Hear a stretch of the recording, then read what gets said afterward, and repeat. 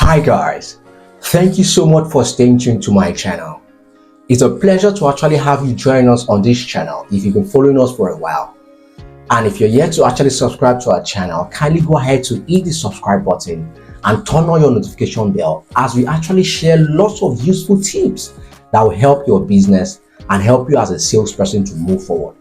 And if you have any questions that you also like to share with us, or you'd like to reach out to us on a one-on-one basis to help you out in your business, kindly go ahead to also do so, and we'll be willing to actually offer our help.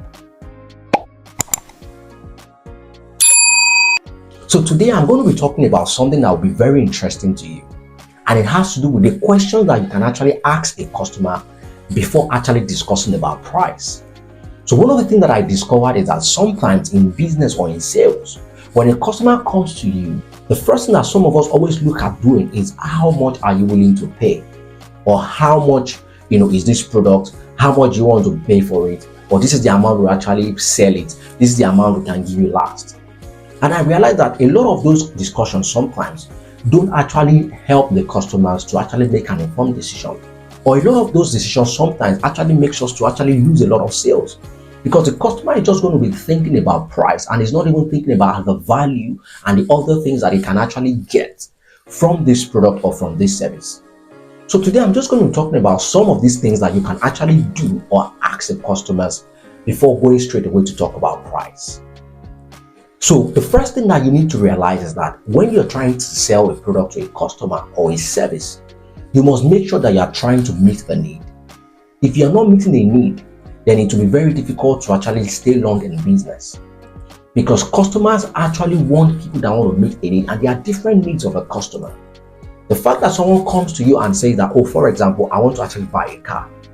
Buying a car might not be the real need of that customer. It could be that the customer wants to actually do a surprise for his wife, or he actually wants to use that car to actually do like a business. So the business that he wants to do is the real need of the customer, not the car. So you must realize that once you're trying to sell or offer a service to a customer, there are actually real needs beyond what the customers are saying. So when you want to actually go into a customer conversation and you don't want to delve into price only, you need to ensure that you're actually offering value to the customer. Here are some questions that you can actually ask. So one of the questions could be, what problem or challenge do you want to solve if you actually buy this product or this service? So you need to find out what problem or challenge the customer is trying to solve, because customers have different things that they want to actually do with the product or the service they want to get from you. So for example, if an organization is actually using like say manual data entry and they want to migrate to automating it so that they can actually save more time. So saving time is the actual need that they want to solve. So you need to understand that it's not just the product that they've come to you for, but the underlying need. So you need to find out what problem they want to actually solve. Then the other thing you can ask them is that what budget do they have? Because the amount that the customer has to spend on a particular product or service will actually help you know what you need to provide for them and the extent to which you need to provide it, or if they can stretch their budget further to get more through what you want to offer them, you'll be able to actually find out from that as well. The other thing you can also ask them is to find out what is the timeline that they want to solve this problem. If the customer is looking at a 1-month timeline or a 6-month timeline, you can gauge from your questions, because it will help you know if this is something that is going to last for a long time, or if this is something that they need to get done quickly. Because for example, if time is of excess and a customer needs a product to be delivered to him, let's say in a week, you need to be able to know, because if you have that item in stock, you can actually provide that solution to them, because sometimes the product you want to sell to a customer, you don't have it available. And you need to be able to know if the customer can't wait, and you might need to offer them an alternative because of the timeline that they have. So that is actually also very important.